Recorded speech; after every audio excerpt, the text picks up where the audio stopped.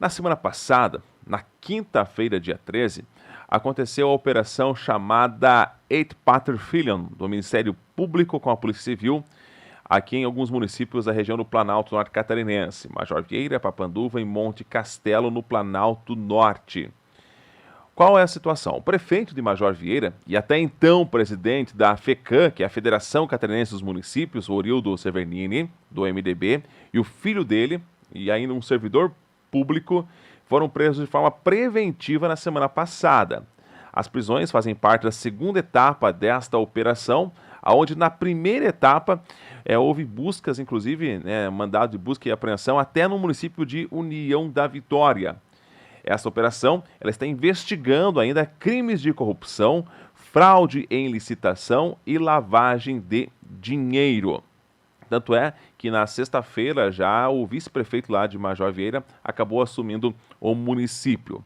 Primeiramente, a gente vai saber de como foi a operação policial que culminou na prisão então do prefeito lá de Major Vieira, através do delegado da Polícia Civil, da DIC de Canoinhas, o delegado Marlon Bossi.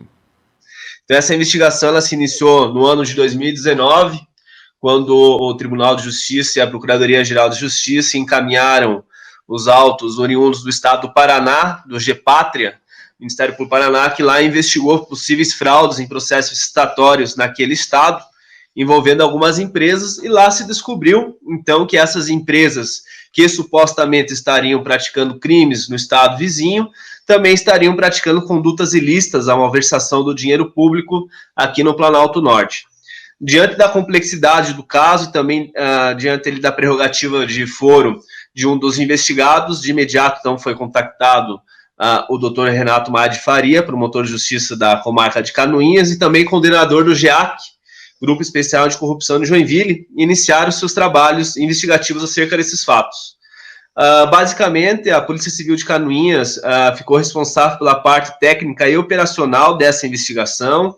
Foram realizados inúmeros procedimentos investigatórios, inúmeros diligências investigatórias, campanas, levantamentos, interceptações telefônicas, análise de documentos, análise de dados, que resultou, então, na primeira fase da operação deflagrada no final do mês de julho, estando cumpridos, então, 20 mandados de busca e apreensão nas cidades de Major Vieira, Pissarras, no litoral catarinense, que é a residência de litoral de um dos investigados, e também no estado vizinho da União da Vitória, onde estariam situadas as empresas que, em tese, estariam praticando essas fraudes licitatórias junto com o município de Major Vieira. Nessa primeira fase, como bem ressaltou o doutor Trajano, subprocurador-geral, foram apreendidos aproximadamente R$322 mil em espécie. A apreensão essa muito suspeita pelo modo que estavam acondicionado esse dinheiro, né? Uma quantia muito grande para se armazenar dentro de uma residência, e além de outros documentos que subsidiaram a segunda fase da operação, dentre eles inúmeros contratos de gaveta de compra de imóveis, inclusive imóveis esses situados em locais nos quais estão ocorrendo pavimentação asfáltica no município de Major Vieira. Contratos esses, em tese, que beneficiam os investigados.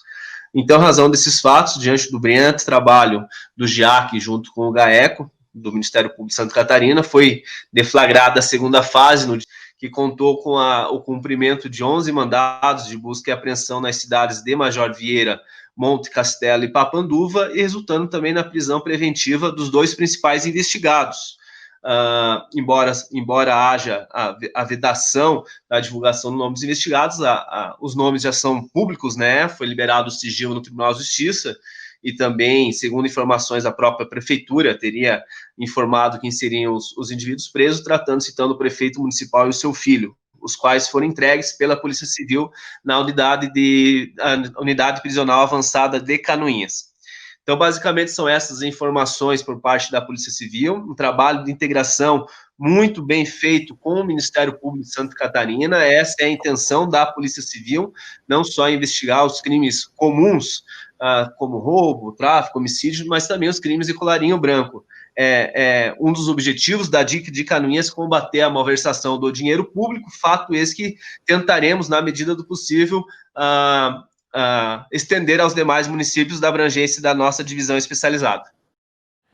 Esta entrevista, com a participação do delegado e, na sequência, com o promotor de justiça, ela foi uma coletiva de imprensa divulgada para todo o estado de Santa Catarina, está inclusive disponível através do site do Ministério Público de Santa Catarina, através também de suas mídias sociais, para que a população possa ler e ouvir. Agora você vai ouvir, e também para quem nos vê pela internet, assistir aqui o promotor de justiça, Renato Faria, e ele fala sobre as questões que estão sendo investigadas. É bom frisar isso, ainda estão sendo investigados, e por ser então um órgão como o Ministério Público que fez essa coletiva de imprensa, ele vem a público então falar o que tanto vem sendo investigado, que envolve até empresário aqui do município de União da Vitória. Acompanhe. Obrigado, doutor Fábio Trajano, doutor Marlon, pelo trabalho desempenhado, né, coordenado pelo nosso subprocurador, doutor Fábio Trajano, que deu uma dinâmica realmente muito incentivadora dessa investigação, possibilitando que nós pudéssemos desvendar possíveis e graves indícios de crimes. Eu gostaria de, novamente, ressaltar a importância dessa investigação e das provas angariadas pelo Ministério Público e pela Polícia Civil durante o cumprimento desses mandatos. A investigação, como disse o doutor Marlon e explicou o doutor Fábio Trajano, vem dos anos de 2018. Em 2018, o Estado do Paraná, através do Ministério Público de lá, acabou por monitorar diversas pessoas, incluindo e fortuitamente o prefeito Orildo Severghini e o seu filho Marcos.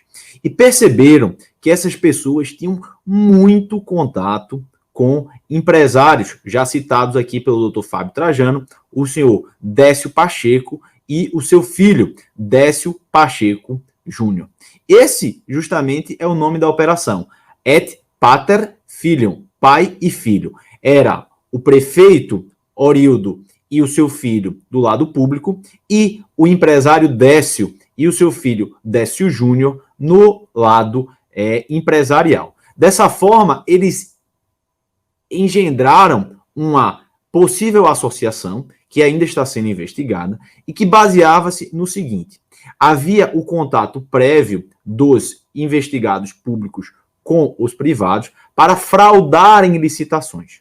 As obras eram, então, superfaturadas e havia o pagamento de propina dos empresários para os investigados públicos, para o prefeito Orildo e para o seu filho Marcos.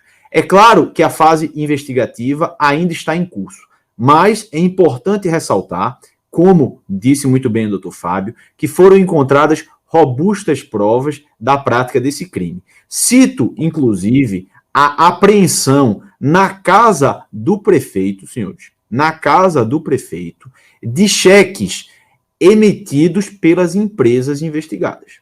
Então, como os senhores podem ver dos autos, inclusive eles são públicos, havia cheques emitidos pela empresa Décio Pacheco CIA e pelo próprio Décio Pacheco na casa do prefeito Orildo. Esses cheques eram de R$15 mil, uma cártula, a outra cártula de R$57.500. Isso demonstra fortíssimos indícios dessa relação espúria. Ora, o que o cheque de um empresário contratado pela prefeitura estava fazendo na casa do prefeito? E ao contrário do que afirma, o que tem se afirmado na empresa, essa investigação, na imprensa, essa investigação não é antiga. Os fatos remontam, é verdade, ao início do mandato do prefeito, ali por volta dos anos 2014, 2015. Esse é o início das investigações. Mas há informações precisas de que essas fraudes e esse vínculo de corrupção e de pagamento de propina pode ter continuado até os dias atuais. Inclusive, vários dos contratos com a empresa Décio Pacheco estava em vigência e houve o pagamento, inclusive, nesse ano de 2020. Inclusive, citando mais uma vez os cheques encontrados na casa do prefeito, existe uma afirmação, uma assinatura no cheque afirmando bom para dia 17/7/2020. 2018, demonstrando, portanto, que essas investigações são de fatos recentes. Aliado a tudo isso, ou seja, a essa possível organização criminosa que envolvia o pagamento de propina, a investigação conseguiu delinear a existência de diversos e possíveis crimes de lavagem de dinheiro.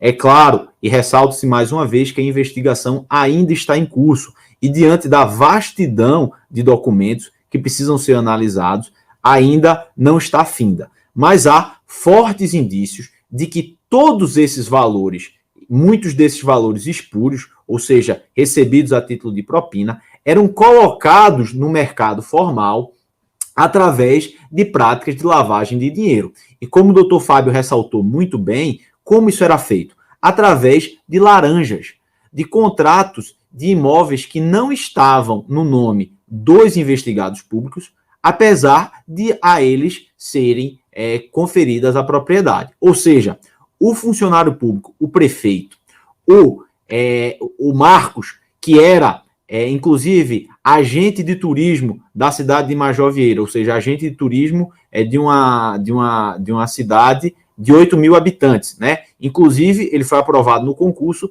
na época em que o pai dele era prefeito. Mas, tirando esse fato, ele recebia cerca de R$ 3.500 por mês, né, da prefeitura, e foram encontradas cerca de 40 imóveis e contratos de gaveta no seu apartamento, demonstrando que ele era proprietário desses imóveis. Então, também se percebeu, e a investigação continua, uma possível prática de crimes de lavagem de dinheiro através de utilização de laranjas. Cito um exemplo aqui. Uma pessoa chamada Maria Ivani de Souza. Essa pessoa recebeu o Bolsa Família no ano de 2016 e depois essa pessoa vira empresária. Ela contrata com o município de Major Vieira centenas de milhares de reais e grande parte das suas contas pessoais são encontradas na residência do investigado Marcos. O que é que isso indica, senhores? Indica que, muito provavelmente, o Marcos utilizava a empresa no nome da senhora Maria Ivani para lavar o dinheiro ilícito que recebia e multiplicar esse patrimônio ilícito. Porque é esse a finalidade que há os crimes de colarinho branco. Os crimes de colarinho branco e os crimes que violam o patrimônio público visam ao lucro. Essas pessoas que assumem cargos públicos para pensar no interesse coletivo acabam, infelizmente, se desviando desse viés público para pensar no seu locupletamento pessoal. E é essa justamente a missão constitucional do Ministério Público, muito bem conduzida pelo Dr. Fábio, e é essa a nossa intenção através dessa investigação. Verificar, efetivamente, por que apenas duas empresas, ou seja, apenas as empresas da família Pacheco e a empresa Planaltina, que é a mesma empresa BR Construções, prestavam serviços ao município de Major Vieira.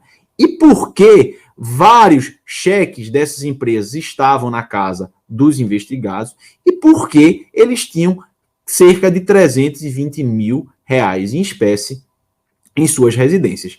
Esse dinheiro poderia e deveria estar sendo aplicado para o bem da população de Major Vieira. E esse tipo de desvio é justamente uma das missões principais do Ministério Público, que é evitar que haja esse tipo de corrupção, de desvio de verbas, para que esse dinheiro efetivamente chegue à população através de serviços, através de bens, através de uma prestação que vise a tutelar o interesse público. O fato acontece. A Jovem Pan informa. Você fica sabendo. Credibilidade acima de tudo.